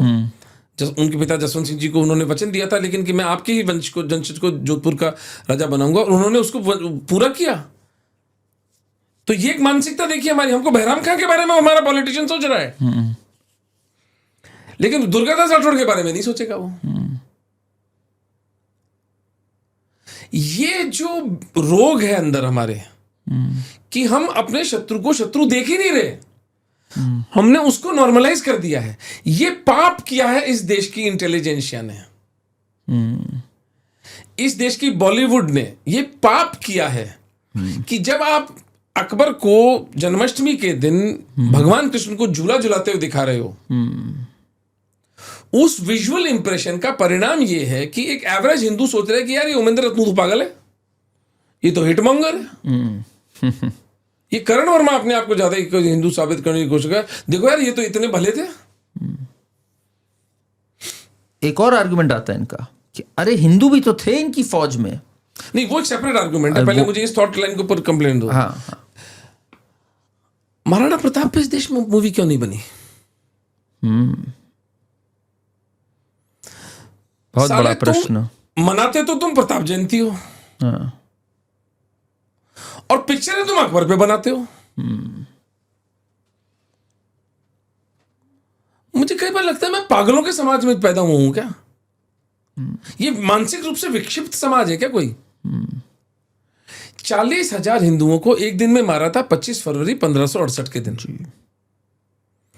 उसको इस देश में महान करके बता, यानी एक ऐसी बात हुई, सोचो कि आप मान लो आपके मेरे परिवार के बीच में दुश्मनी हो, हाँ, और आपके किसी पूर्वज को मेरे किसी पूर्वज ने मारा था, आपने बोला कि मेरा इंटरव्यू करोगे? सदियों पुरानी दुश्मनी के लिए भी आप कहोगे नहीं यार इस परिवार से मेरे परिवार का बैर है, इसने इनके किसी पूर्वज ने मेरे पूर्वज को मारा था, कोई समझौता नहीं हो सकता। और उसका समाज क्या करोगे जो अभी भी मारता जा रहा है? आज से 35 साल पहले कश्मीर से 5 लाख हिंदुओं का पलायन किस मानसिकता ने करवाया? चलिए इतिहास में होता तो हम क्षमा कर देते, हो सकता है भाई ये तो इतिहास है। डूब के मर जाना चाहिए इस देश के विचारकों को, इस देश के जो सेक्युलरिस्ट हैं, सेक्युलरिस्ट, उनको गटर के पानी में आत्महत्या कर लेनी चाहिए। 5 लाख कश्मीरियों का निष्कासन उनकी आत्मा पर है। और इस देश का सुप्रीम कोर्ट कहता है मैटर तो बहुत पुराना हो गया है जी। यानी न्याय व्यवस्था पुरानी पड़ गई, इसलिए न्याय नहीं मिलेगा। क्योंकि कालखंड में एक घटना घटी थी, हम तो अंग्रेजों का देखते हैं वो ट्रूथ एंड रिकंसिलिएशन कमीशन 500-500 साल पुरानी घटनाओं के लिए जी, मरणोपरांत लोगों के ऊपर केसेस चलते हैं, उस व्यक्तित्व को लज्जित किया जाता है, उनकी संपत्ति कुर्क की जाती है। अबे देश न्याय पे चलेगा या यहां बंदरबांट होगी? बंदरबांट करनी है। आहा, कितनी बढ़िया एक शेर याद आया मुझे, ब्यूटीफुल एक शेर याद आया। बूझने हैं तो मिले हमें हमारा जंगल। बूझने कहते हैं बंदर को उर्दू में। अच्छा। भाई हम बंदर है ना, तो फिर हमें जंगल दो। ये जो सभ्यता का जो तुमने प्रपंच रच रखा है, बूझने हैं तो मिले हमको हमारा जंगल, आदमी है तो मदारी से बचाया जाए। क्या बात है। ये जो मदारी हमारे चारों तरफ तुमने बिठा रखे हैं, इनको तो हटा दो यार। हम बूझने नहीं है यार, हम बंदर नहीं है यार, हम ह्यूमन बींग्स हैं। हमें ह्यूमन बींग होने की डिग्निटी तो दे दो यार। मत हमारी बेटियों की मंडियां लगाने का सामान करो यार। और मैं कोई याचना नहीं कर रहा हूं, मैं वार्निंग दे रहा हूं। एक दिन हिंदुओं का गुस्सा फूटेगा। मैं भी डरता हूं उस दिन से।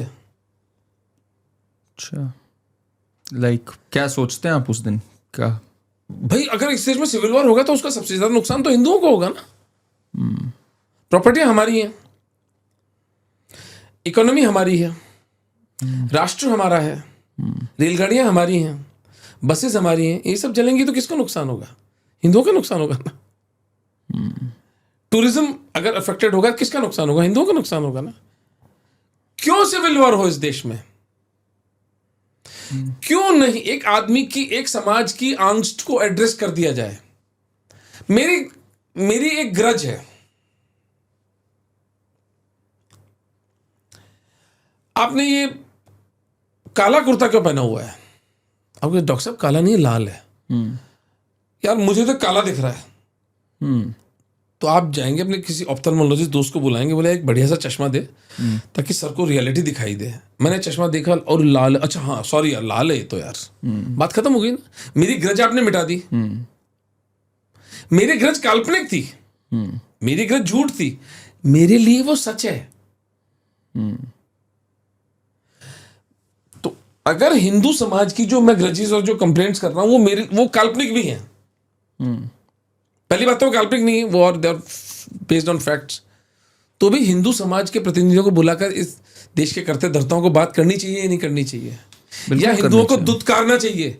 हिंदुओं को दुत्कार क्यों मिलती है हर जगह पर? इस देश के सुप्रीम कोर्ट में एक एज ऑफ कंसेंट का मुकदमा चल रहा है। मैं क्यों कहता हूं कि हिंदू धर्म खत्म हो जाएगा 10 साल में? इस देश के सुप्रीम कोर्ट में एक मुकदमा चल रहा है कि age of consent for sex 18 साल से घटाकर 16 साल कर दी जाए। इस देश के अंदर एक मुकदमा चल रहा है कि कन्वर्टेड SC STs को रिजर्वेशन का बेनिफिट मिल जाए। हाँ। अच्छा, उसी मुंह से ये दोगले भारत विखंडन शक्तियां को तोड़ने वाले, भारत को तोड़ने का सपना देखने वाले लोग उसी दोगले मुंह से कहते हैं कि कास्ट सिस्टम जो वो तो सबसे बड़ा ईविल है। हाँ। और उसी कास्ट सिस्टम का इनको बेनिफिट भी चाहिए। सोचिए जरा यार, हम क्या कोई तिकोनी टोपी पहने, रबर की नाक लगाए जोकर है कोई? या लिपस्टिक लगा के लोग जोकर दिख रहा है? यार एक इंसान दिख रहा है आपको, मनुष्य दिख रहा है। या हमने अपनी अक्ल बेच खाई? 100 200 500 हिंदू तो होंगे ना जिनकी अक्ल अभी भी काम करती है। उनको हम एक प्लेटफॉर्म पे ला रहे हैं, उसका नाम धर्मांश फाउंडेशन है और उसी का नाम निमित्त एकम है। सोल्यूशन की बात भी कर लेते हैं। प्रॉब्लम्स बहुत सारी हैं। प्रॉब्लम्स मेरे ख्याल से मैं एडिक्वेटली अंडरलाइन कर चुका हूं। अगर अभी भी आपके किसी व्यूअर को लगता है कि हिंदुओं का भविष्य सुरक्षित है और हमारी कोई खतरा नहीं है, तो मैं दोबारा एक पॉडकास्ट करना चाहता हूं आपके साथ। मैं और डिटेल में वो आंकड़े दूंगा। आपने अभी जो बात कही ना, हम लोग सॉल्यूशंस पे थे पर इतनी सारी बातें हैं। आपने डेमोग्राफी की बात करते हुए you started with this solution कि पाकिस्तान और बांग्लादेश से यहाँ पर आने चाहिए। What are the two other things that we can do? जी, इस देश के अंदर एक स्टडी के अनुसार लगभग 4 मिलियन बच्चे ऑर्फन्स हैं। अच्छा, 40 लाख। 40 लाख जी। इसको घटा के 4 लाख कर देते हैं। 4 लाख बच्चे ऑर्फन्स हैं। ठीक है। कौन पालेगा उनको? क्या भविष्य उन बच्चों का? इस देश के हर बड़े शहर के अंदर क्या एक हिंदू ऑर्फनेज नहीं होनी चाहिए? मुझे कोई हिंदू ऑर्फनेज आपने देखी है कभी जिंदगी में? हार्डली नहीं। मैं एक जानता हूं जयपुर के अंदर। मैं आज तरस गया हूं हिंदू ऑर्फनेज का नाम सुनने के लिए। Okay, very insightful point. ये 4 मिलियन बच्चे अगर आप हिंदू ऑर्फनेज में पालते हो तो ये बने बनाए हिंदू हैं। ये 3 करोड़ हिंदू जो पाकिस्तान और बांग्लादेश के बने बनाए हिंदू हैं, इन पे कुछ नहीं करना मेहनत आपको, इनकी सुरक्षा करनी है बस। और इंडियन स्टेट इनको सुरक्षा दे सकती है। बिल्कुल दे सकती है। इसीलिए मेरी मांग जो है, संघ के बड़े लोगों से मेरी बात चल रही है। बहुत प्यारे प्यारे लोग हैं जो हमें सपोर्ट करते हैं, जो हमें आशीर्वाद देते हैं। मैं बहुत ऋणी हूं उन महापुरुषों का। वो कहते हैं कि हमने उनसे बात चल रही है कि विस्थापित हिंदू पुनर्वास बोर्ड का गठन होना चाहिए। नहीं, बहुत अच्छा सोल्यूशन है मेरे ख्याल से ये। 3 करोड़ हिंदुओं को आप भारत में निमित्त एकम थोड़ी लाएगा। नहीं, ये इस पे आई थिंक बिल्कुल this is a very good solution. 2 आपने बताया, तीसरा सोल्यूशन? तीसरा सोल्यूशन घर वापसी। मास स्केल पे आपको घर वापसी करनी पड़ेगी, और वो बहुत प्रेम से और बहुत समझ से करनी पड़ेगी। मैं उसमें कोई जल्दबाजी, कोई कोअर्शन, वायलेंस, मेरा टेम्परामेंटली मुझे वायलेंस से बहुत नफरत है मुझे, क्योंकि वायलेंस इज वेरी मीडियोकर। वो तो जो फटीचर सड़क छाप आदमी का काम होता है। बिल्कुल बिल्कुल। आपके पास जब आर्गुमेंट नहीं है तो आप वायलेंस करोगे। हमारा जो धर्म है वो तो शास्त्रार्थ हम का धर्म शास्त्रार्थ में चलने वाले लोग हैं। भाई आप मुझे इंटेलेक्चुअली पराजित करिए ना, पर मैं जब चारों देखता हूँ इंटेलेक्चुअली तो कोई चैलेंज ही नहीं है। यहाँ तो भसड़ मचा रखी है। तो ये तो फिर मैं कहता हूँ कि चलो फिर वायलेंस करेंगे, तो चलो फिर हमारे भी बंदे तैयार करते हैं हम। इस पे चर्चिल ने एक कही थी ना statement, that while the Hindu is sharpening his argument, yes, the Muslim is sharpening his sword. बहुत बड़ी बात है ये बिल्कुल sums up the ethos. Very well said, I appreciate, my compliments to you for saying this, that is what he said. तो but मेरा जो connotation था वो दूसरा था। मैं उस कॉनोटेशन में नहीं कह रहा था। मैं कह रहा था वायलेंस पर से। आई अंडरस्टैंड, कंपैरिजन में तो वायलेंस खराब, वो तो है ही, but within in the Hindu community violence को सब्सक्राइब करने का मतलब ये है कि आप आर्गुमेंट हार चुके हो। हाँ, और मानवता नहीं प्रोग्रेस कर सकती वायलेंस के बेसिस पर। मानवता प्रोग्रेस कर सकती है शास्त्रार्थ के बेसिस पर। देखिए आप भगवत गीता के बहुत अच्छे जानकार हैं, थोड़ा बहुत मुझे भी आता है, मैं भी पढ़ता रहा हूँ। तो मेरे हमेशा मन में ये सवाल आता है, अभी आपने जो बात करी कि भाई वायलेंस एक रिजॉर्ट रह जाता है जब शास्त्रार्थ से चीज़ हल नहीं होती है। क्या किसी का दिमाग या हृदय परिवर्तन होता है क्या? 100%। आप कहते हैं 100%। मैं एक पूरा अपना कंप्लीट कर लूँ। महाभारत में श्री कृष्ण ने अपना पूरा विराट रूप दुर्योधन को दिखाया, उसको समझाने गए। ना दुर्योधन को भी तो दिखाया था जब गए थे, जब बांध मुझे बोला था कृष्ण जी ने। वो विराट रूप नहीं था, विराट ही रूप था सर, वो अपना पूरा रूप था। चलिए, उन्होंने दुर्योधन को अपना रूप दिखा दिया। दुर्योधन से बोलने गए 5 गांव, दुर्योधन की बुद्धि नहीं ठीक हुई। उन्होंने पितामह भीष्म जी को कहा कि भाई आपकी प्रतिज्ञा से ऊपर आपकी धर्म की ओर निष्ठा होनी चाहिए। पितामह भीष्म की बत्ती नहीं जली। उन्होंने अंत में हस्तिनापुरी के साथ खड़े रहे, वो अपने उसके साथ खड़े रहे। उन्होंने जाके कर्ण को कहा कि तुम मित्र के ऋणी बाद में हो, सबसे पहले तो धर्म की ओर तुम्हारी निष्ठा है। किसी ने भी नहीं मानी श्री कृष्ण की बात। तो जब श्री कृष्ण नहीं समझा पाते और हृदय परिवर्तन कर पाते तो हम क्या हैं फिर? मुझे ये नहीं समझ आता, फिर क्या हमें एक चेष्टा भी करनी चाहिए किसी का हृदय परिवर्तन करने की? करनी चाहिए, क्योंकि वो युग अलग था, वो समय अलग था, आज समय अलग है। आज तो और खराब है। नहीं, खराब है, लेकिन आपके पास एक टूल है, इंटरनेट एक टूल है जिससे आप लोगों के विचार को, माइंड को कंट्रोल कर सकते हो। हाँ, एक प्रयास तो करना चाहिए। भाई न्याय की दृष्टि से भी उचित है कि भाई समझाने की कोशिश कर ली थी। बट ये मुझे बड़ी वैसी बात लगती है। I agree with you. भाई वो तो 5 गांव पे आ गए थे। हाँ, उसके बाद 5 गांव पर भी समझौता कर ले, युद्ध ना हो। हाँ, युद्ध नहीं चाहते थे कृष्ण। हाँ। लेकिन 5 गांव के बाद सुई की नोक, तब अब तेरा अंत निश्चित है।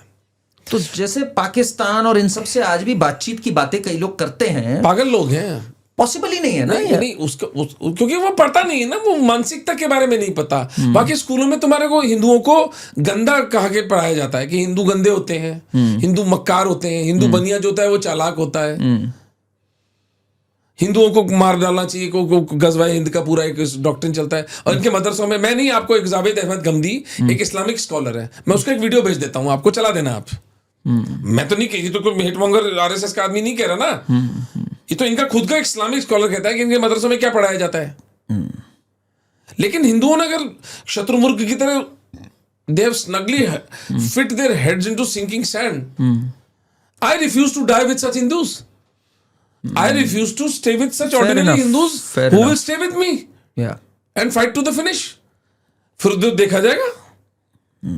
अनाश्रित कर्म फल, जीत और हार मेरे हाथ में नहीं है, युद्ध मेरे हाथ में है। These mafias, these breaking India mafias can have my body. They will never have my free will. लेकिन And I'm so happy to report to you that thousands of Hindus are with us today. Now all that we need to do is to somehow make a mechanism of getting these Hindus together, which we have done economically on the Dharmansh Foundation. और आर्थिक रूप से तो इन हिंदुओं को हमने संगठित करने का प्रयास किया और अभी बहुत कुछ करना बाकी है, लेकिन कम से कम आरंभ तो हुआ।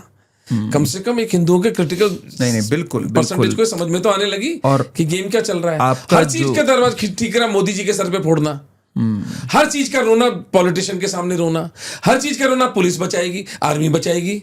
अरे तेरी बेटी को पुलिस और आर्मी नहीं बचाएगी। तेरी बेटी जब रेलवे स्टेशन पर तू लेने गया है और 4-5 गुंडे उसके साथ दुर्व्यवहार कर रहे हैं, तो तू मरता मर जा उसको प्रोटेक्ट करने में चाहे से, लेकिन the first line of defence is you yourself,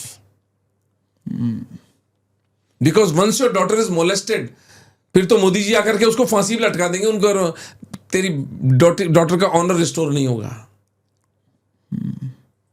So we must have a reasonable expectation from the political leadership. राजनीतिक नेतृत्व अपना काम कर रहा है, उसमें मैंने बता दिया आपको 2-3 बातें मिसिंग है। वो कुछ होगी, आई डोंट नो, इंटरनेशनल बहुत सी चीजें होती हैं जो हमें नहीं पता होती हैं। हम तो वहाँ बच्चों की तरह अपनी जिद लेके पहुंच जाते हैं, लेकिन कुछ चीजें होती हैं जो हमारे उनके पोर्टफोलियो में नहीं होती हैं।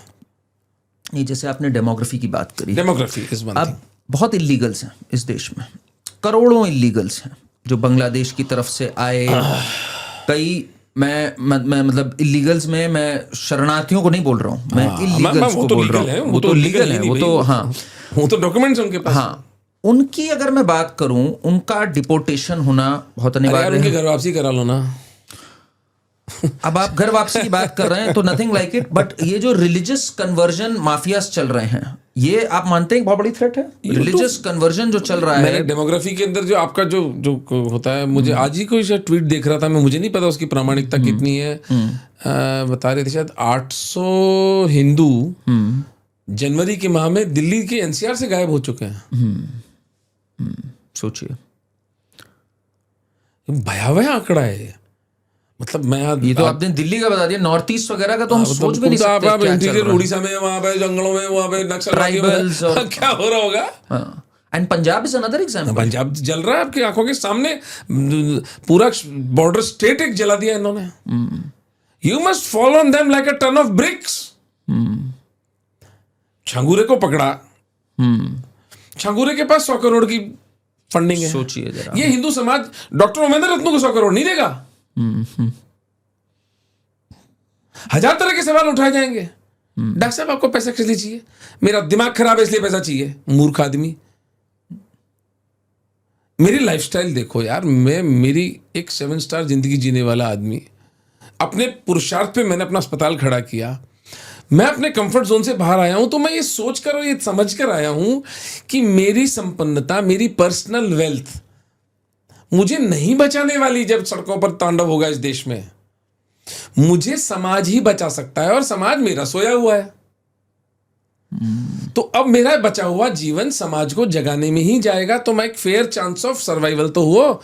कम से कम करण वर्मा तो कम से कम चैन की जिंदगी जिए। मैं तो वानप्रस्थ में हूं, मैं तो वन की ओर प्रस्थान, मैं तो उस एज में हूं जहां पर जीवन देख चुका मैं यार। We should be the first line of defence of the Hindu समाज। सेकेंड लाइन यंगस्टर्स की आती है, पर भगवान करे ऐसा कोई दिन ही ना आए, भगवान करे ऐसा कोई, महादेव करे कोई ऐसा दिन ना आए, और हम बड़ी मासिव स्केल पे अगर घर वापसी कर लेते हैं तो ये पूरा विश्व सुरक्षित हो जाएगा। पूरे विश्व के लिए ये एक शुभ काम होगा। इसलिए डेमोग्राफी के तीनों सॉल्यूशंस मैंने आपको बता दिए।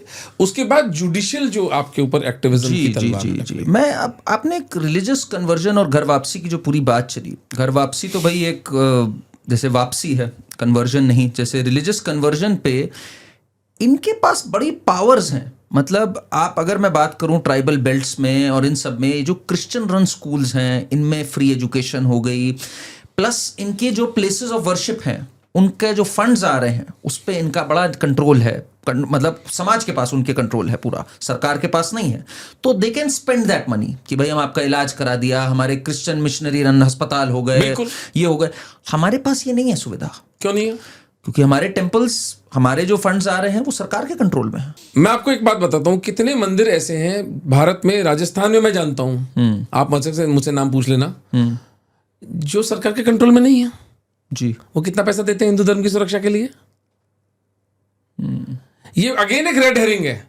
और मुझे आश्चर्य है कि आनंद रंगनाथन जैसे जो मेरे मित्र हैं वो भी इस के पीछे पड़ गए, टेम्पल फ्रीडम, टेम्पल फ्रीडम।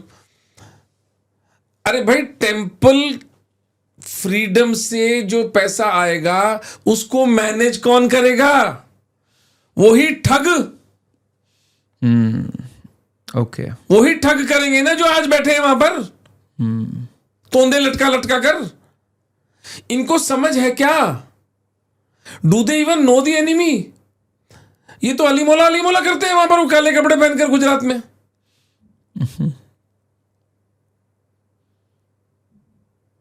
ये पागल लोग आपको बचाएंगे। इनको बेसिक्स ही नहीं पता। बेसिक एनिमी कॉन्शियसनेस नहीं है जिनको। आप कहें वो आपको बचाएंगे? तो temple freedom is a red herring. ये ट्रक की बत्ती के पीछे हिंदुओं को लगा दिया। बहुत से प्यारे प्यारे हिंदुओं की जिंदगियां खराब हो रही हैं इस चक्कर में। मुझे तो टेम्पल फ्रीडम में कोई दिलचस्पी नहीं है मेरी, क्योंकि टेम्पल का पैसा आज जो सरकार ले रही है, कम से कम जब तक हिंदुओं की जनसंख्या 80% है, सड़कें बन रही हैं, अस्पताल बन रहे हैं, तो वो हिंदुओं के काम आ रहा है वो पैसा। अगर वो पैसा इन ट्रस्टों के पास जाएगा, मेरा मुंह मत खुलवाओ क्या क्या करते हैं ये लोग। इसीलिए जब आपने बात की कि मिशनरीज और ये सारे अस्पतालों के और स्कूलों के जरिए धर्मांतरण होते हैं, इसीलिए धर्मांश फाउंडेशन 100 करोड़ रुपए महीने की मांग कर रहा है। अभी हमने गुजरात के अंदर एक पायलट प्रोजेक्ट चला रखा है। वो जो बाबा जी हैं, इस्कॉन के बाबा जी हैं, एक भील हैं वो जाति से, और गजब के कट्टर हिंदू हैं, सनातनी हैं, मेरे से आपसे ज़्यादा कट्टर हिंदू हैं। अब वो कह रहे हैं डॉक्टर साहब हम इसको कैसे फाइट करें? आप मेरे पास अगर 2-4-5 करोड़ रुपए होते तो मैं एक स्कूल खुलवा देता हूँ वहाँ पर। 80% उस तापी जिले का जो ट्राइबल बेल्ट है वो कन्वर्जन हो चुका है वहाँ पर। अगर परावर्तन करना है आपको तो वहाँ पर आपको स्कूल या हॉस्पिटल खोलना पड़ेगा, जिसके लिए फंड्स चाहिए। लोग कहते हैं फंड्स इसलिए चाहिए। और ये मोदी जी का और एहसान बता दूं आपको एक और, जब से मोदी जी 2014 में आए तब से 10,000 FCRA लाइसेंसेस उन्होंने रद्द किए हैं, जो कन्वर्जन के माफियाज को फंड करने के खुला खेल चल रहा था इस देश के अंदर। ITR तक फाइल नहीं करते थे। उस पर रोक लगाई मोदी जी ने। अब एक आदमी जो संभावनाएं आपके लिए पैदा कर सकता है वो उसने कर दी हैं। अब समाज कहेगा कि साहब मेरे को तो रोटी के मतलब एक घोड़े को आप पानी के जो उस स्थल है वहां तक ला सकते हो, पिलाओगे क्या? आप पिलाएंगे उसको पानी? उसको गर्दन झुका के पीना तो पड़ेगा ना। अगर हिंदू समाज इतना भी करने को तैयार नहीं है तो फिर ऐसा समाज तो भूखा मर के प्यास से मरेगा। इसलिए हमें एक सेंट्रल प्लेटफॉर्म चाहिए। अरे यार, अपने शत्रु से ही सीख लो। इन सबके पास में सेंट्रल प्लेटफॉर्म है जहां पे फंडिंग करते हैं, और ये सारा तांडव जो आपके आसपास हो रहा है उस पैसे से हो रहा है। हाँ, आपका जमाते उलेमा हिंद क्या है, केसेस लड़ रहा है, जो आपका हलाल सर्टिफाइंग एजेंसी है। कोई एनफोर्समेंट डायरेक्टरेट उनसे पूछेगा ये पैसा कहां से आता है तुम्हारे पास? सारे केसेस लड़ रहे हैं। कोई आईबी जाएगी इनके ऑफिस में, कोई रेड होगी। इसलिए कहता हूं कि 10 साल में हिंदुओं की गर्दनें कटेंगी और बेटियों की तुम्हारी इंडिया गेट पे मंडियां लगेंगी। Unless we reverse this trend. Reverse.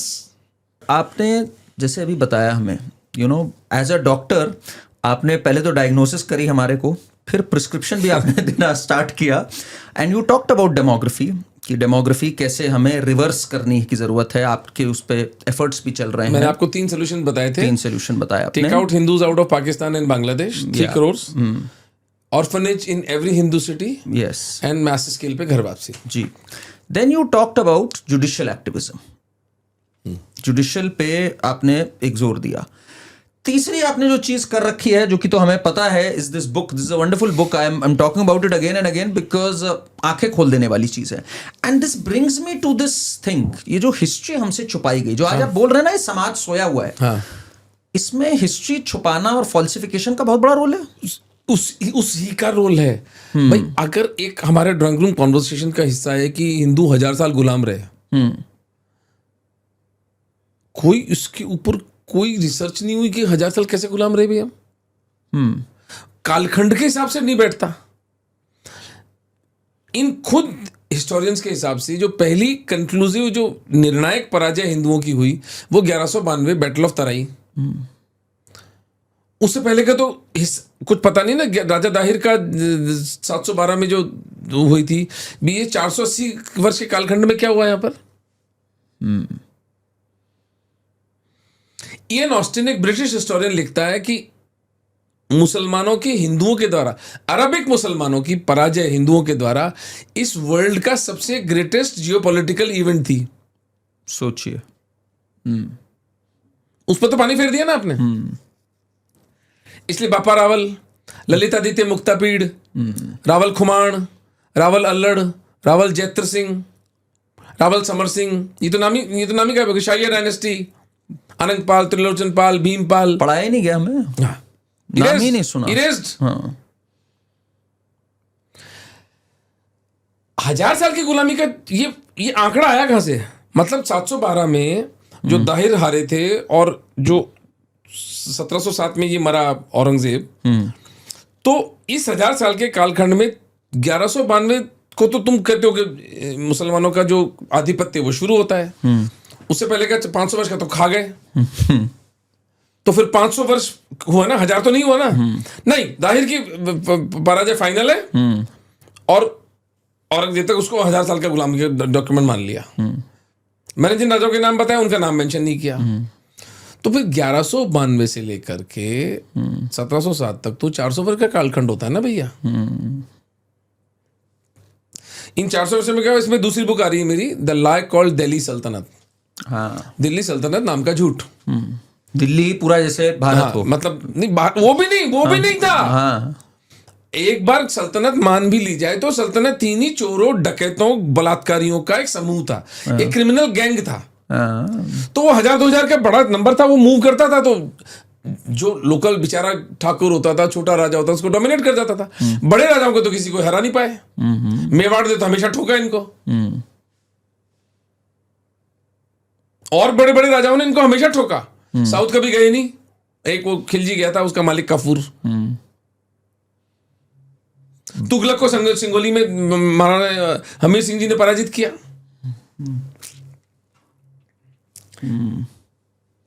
तो ये झूठ, ये प्रपंच जो दिल्ली सल्तनत का सत्य जो बताया जाए, उसके बाद कहां से, जहां भी ये हिंदू 1000 साल की गुलामी का सत्य जो ये कहां से आता है।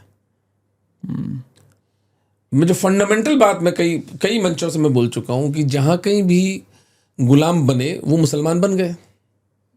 हम हिंदू कैसे हैं अगर हम हार गए थे तो इस पे तो सर एक बड़ी विचित्र बात है ना। ये जो हिस्ट्री हमारी है जो लिखी गई है 1947 के बाद, पहली बात तो भाई हमारा जो फर्स्ट एजुकेशन मिनिस्टर है वही कितने प्रज्ञावान और कितना महान पांडित्य से भरे हुए थे। सोचिए आप जरा, कितना बड़ा वो एक शिक्षाविद थे वो। सोचिए मौलाना अबुल कलाम आजाद, क्या शानदार पढ़े लिखे। हाँ, डीलिट। तो एक तो वो है। फिर जो हमारे आरसी मजूमदार जी थे जो हिस्ट्री लिखने के पैनल पे थे, उनको हटा के नेहरू जी लाए किसको, ताराचंद को। ताराचंद ने पूरी जिंदगी क्या लिखी किताबें, इस्लाम का positive impact, Advaita Vedanta is inspired by Islam, ये लिखा हुआ ताराचंद ने। तो जब हमारा इतिहास ऐसे लोग लिखे हैं, तो जैसे आपने कहा सोए हुए हिंदू, तो ताराचंद जैसे और ऐसे लोग ही थे। ताराचंद तो बिका हुआ हिंदू है। हाँ, ये तो इस देश के जो पॉलिटिशियंस में से जो लोग जो वामपंथी हैं, जो हिंदू धर्म का विरोध करते हैं, वो सब बिके हुए हैं ना। उनको नहीं दिख रहा है कि क्या हिंदुओं की दुर्दशा होगी, और वो उनका नंबर नहीं आएगा क्या। जलते घर को देखने वालों, फूस का छप्पर आपका है, उसके पीछे तेज हवा है, आगे मुकद्दर आपका है। उसके कत्ल पर मैं भी चुप था, मेरा नंबर अब आया। मेरे कत्ल पर आप ही चुप हो, अगला नंबर आपका है। तो जो इतने मूर्ख लोग हैं जो इस देश के जो वामपंथी हैं, जो आती हुई हत्या को, स्लॉटर को नहीं देख पा रहे हैं, तो इनसे तो ये ऐसी बुक ही लिखेंगे ऐसी ही बातें। मैं अभी वो कोई राम पुनियानी करके कोई है, वो अरे वो पता नहीं क्या क्या आर्गुमेंट लेके आ रहा था कि हाकिम खान सूरी जो है वो मुसलमान था और महाराणा प्रताप की तरफ से था। अबे वो विद्रोही था जो उसका वो जो शेरशाह सूरी का संबंधी था और मुगलों से थी उसकी शत्रुता, और महाराणा प्रताप ने उसको वेतन पे रखा था क्योंकि महाराणा प्रताप के पास में तोपखाना नहीं था। तो अल्टीमेटली उनकी डिजाइन ये थी कि भाई तोपखाना ये मुसलमान अगर आके बना देता है तो हम इसको नौकरी पे रख लेते हैं। He was a mercenary. जिस योद्धा को पैसे देकर के रखा जाए उसको मर्सनरी कहा जाता है। तो he was a hired mercenary. उसको इन्होंने आइडियोलॉजिकल ट्विस्ट देकर के ये बना दिया। बट आप एक डूअर रहे हैं सर, मतलब आप you taken it upon yourselves. Maharanas में भी आपने जो पूरा इतिहास लिखा और अभी आपकी जो मैं दूसरी तो कह रहा हूं पुस्तक ना, आ रही इसलिए है, महाराणा प्रताप पर मूवी बनाऊंगा नहीं तब तक भगवान मेरे को मृत्यु भी ना आए। मैं मेरा जीवन का सपना है। शानदार होगी। सोच के ही कितनी महान कहानी है मतलब पूरी, वो मतलब बहुत ही महान, एक वास्तविक लगती ही नहीं है। कैसे बेटे थे वो, कैसे पिता थे, कैसे शासक थे, कैसे एडमिनिस्ट्रेटर थे, कैसे वॉर स्ट्रेटेजिस्ट थे, कैसे कट्टर हिंदू थे, और कमबैक करी उन्होंने जो क्या पूरी। चरित्र था उस आदमी का। अगर ये हिंदू समाज उस महापुरुष की जीवनी को देखेगा, कभी गुलाम नहीं हो सकता। न कभी भूतकाल में था, न आज है, न कभी भविष्य में होगा। लेकिन ये जो डार्कनेस हमें घेरती है, वो जो एक रेल्म है जिसके अंदर हम चले जाते हैं कि यार कहीं ऐसा न हो जाए, अगर प्रताप पर मूवी बन गई तो वो संभावना ही समाप्त हो जाएगी। नहीं, and I can see that in you. आपने हमेशा आपने जैसे अभी सर बात कर रहे हैं, पूरा ये भावनात्मक ढंग से बात करते हैं, but he is always a solution Sikar. आपकी जो फाउंडेशंस हैं, जरा हमें उनके अचीवमेंट्स के बारे में भी बताइए। We need to tell the people the positive things that have happened, and just please throw some light on that. देखो मैं तो सर्जन हूं यार। मैं तो जब बीमारी देखता हूं तो मेरा तो फोकस इस पे होता है कि ये बीमारी खत्म कैसे होगी। I always go for solution. Important range का क्या मतलब है? इंपोर्टेंट रेंज से तो अच्छा है मैं चुप ही रहूं ना। आ रही है मौत, आज देख, सभी को आती है एक दिन, सभी को आ जानी आ जाएगी। Impotent rage is not my thing. I have disgust for impotent raise.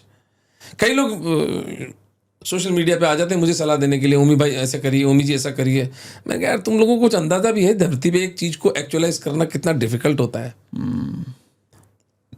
Idea देने के लिए आ जाते हो। तो मैं यहाँ पर वाइनिंग के लिए नहीं आता हूँ, मैं तो सोल्यूशन की बात करता हूँ। निमित्त एकम के माध्यम से हम अब तक 16,000 हिंदू पाकिस्तान से निकाल चुके हैं। 16,000 हिंदू, लेट दैट सिंक इन। एक हिंदू भी निकालना बहुत बड़ी अचीवमेंट है। 16,000। और मैं इसके लिए हृदय से संघ के हमारे बड़े लोग जो हैं, स्वामी विज्ञानानंद जी हैं, और मैं लोगों के नाम, क्योंकि इन लोगों को पसंद नहीं कि इनका नाम लिया जाए। स्वामी जी आए हुए हैं यहाँ पॉडकास्ट पे भी आए हुए हैं, स्वामी विज्ञानानंद जी। वो तो मेरे गुरुतुल्य हैं मेरे लिए, और बड़े बड़े लोगों का हाथ इसमें रहा है। वरना हमारा क्या सामर्थ्य था? Ministry of home, ministry of foreign affairs, ministry of commerce, ministry of finance, इन सब का मिली जुली होने से हम लोग कर पाए। 16,000 हिंदुओं का एक पूरा मैकेनिज्म था। 2014 तक कितना बॉटलनेक्स थे। राजनाथ सिंह जी के चरणामृत हम हिंदुओं को पीना चाहिए। उन्होंने इन पाकिस्तानी हिंदुओं के लिए bank account, driving licence, private property, long term visas को बढ़ा के 1 साल से 5 साल करना, ये सब उन्होंने सुविधाएं दी। और ये एडमिनिस्ट्रेशन, मैंने कहा ना, इस एडमिनिस्ट्रेशन ने बहुत काम ऐसे किए जो हमारे फेवर में थे। जब समाज ही निढाल है, जब समाज ही नहीं जाग रहा, तो फिर वो मरे हुए घोड़े को तो फिर रेस नहीं दौड़ाई जा सकती ना। तो निमित्त एकम के माध्यम से हम दूसरा काम जो करते हैं वो है मेरे दलित सहोदरों के साथ में हम इंटरेक्शन करते हैं। हम बड़ी स्केल के ऊपर खटीक समाज, वाल्मीकि समाज, रैगर समाज, इनके साथ में काम करते हैं। इनकी बच्चियों को स्वावलंबी बनाते हैं। मेरा जो वाल्मीकि समाज है उसके अंदर एक बहुत बहुत बड़ा श्राप एक जो है वो है कि the average age of the man is 45 years. Alcohol P के सब ख़त्म हो जाते हैं। अब बेचारी स्त्री रह गई, बच्चे रह गए। तो मेरा छोटे स्केल पे, बहुत बड़ी स्केल पे नहीं, 70-80 हर महीने हम लोग लड़कियां, महिलाओं को सिलाई में ट्रेनिंग करके निकालते हैं। वो 10-15 हज़ार रुपये महीने की उनका अपना व्यवस्था हो जाती है। तो वो आर्थिक रूप से उनका स्वावलंबन हो जाता है। And I think economic independence is the best form of independence. Yes.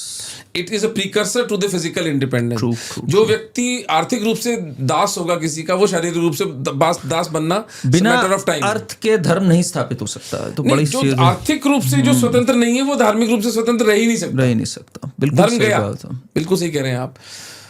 धर्मांश foundation इस यात्रा में स्वामी विज्ञानानंद जी के आशीर्वाद से हमने बनाया। धर्मांश फाउंडेशन ये सोच के बनाया गया कि एक इकोनॉमिक प्लेटफॉर्म हो जहां से हम हिंदू कार्यकर्ताओं को, इतने विलक्षण लोग काम कर रहे हैं, उनकी सहायता की जाए, उनकी फंडिंग की व्यवस्था की जाए। तो अब हम बहुत से बड़े बड़े हिंदू कॉरपोरेट्स घराने हमें पैसा दे रहे हैं और हम धरती पे काम करते हैं। इसका पॉलिटिक्स से कोई लेना देना नहीं है, इसका राजनीति से कोई लेना देना नहीं है। हम एक राजनीतिक संगठन नहीं है, हम केवल हिंदू धर्म की बात करते हैं। वैसे मैं इसमें मानव धर्म की बात करता हूँ। अगर मेरे पास कोई दुखी मुसलमान भी आएगा, अगर मेरे पास कोई दुखी सरदार, तो खैर हमारे भाई हैं ही, और कोई दुखियारा क्रिश्चियन भी आता है तो हम उसकी, मतलब वो भारत का नागरिक तो है ना। अगर वो भारत को अपनी माँ मानता है, मैं उससे पहले कह रहा हूँ तो वंदे मातरम बोल ले पहले। अगर वो वंदे मातरम बोल रहा है तो हम उसकी सहायता करते हैं कि उसके घर में कोई मौत हो गई है, उसके बच्चा पढ़ने में पीछे रह जाता है, या उसकी बेटी का विवाह नहीं हो रहा है, वो मेरे देश का नागरिक है और अल्टीमेटली हमारे में से ही तो एक दिन राह भटके थे उसके पूर्वज। तो वो है तो मेरा ही रक्त ना, मेरा रक्त सहोदर है, तो उसकी सहायता हमें करनी होती है। लेकिन लार्जली हम इस वक्त 200-150 के लगभग परिवारों को तो डायरेक्ट कैश ट्रांसफर करके सुविधा दे रहे हैं। उनको संभाला हुआ है हमने। भाई आप नहीं देंगे, मिशनरी जाएगा तो बाइबल पकड़ाएगा। फिर आप किस मुंह से कहेंगे कि धर्मांतरण हो रहा? होगा ही। उसके कष्ट के समय आप तो नहीं थे। एक चीज। दूसरी चीज, हम हिंदू कार्यकर्ताओं को, जो कोई भी हिंदू संगठन है, कोई वो हमारे पास एक प्रोजेक्ट लेकर आता है कि अगर जैसे मैंने आपको उनके स्वामी जी के बारे में बताया, जो तापी, जो गुजरात में काम कर रहे हैं ना, जिनको मैंने कहा था मंदिर और जिनको हम अस्पताल यदि बना के दें तो वो बहुत बड़े स्केल पे वहां पर काम कर सकते हैं।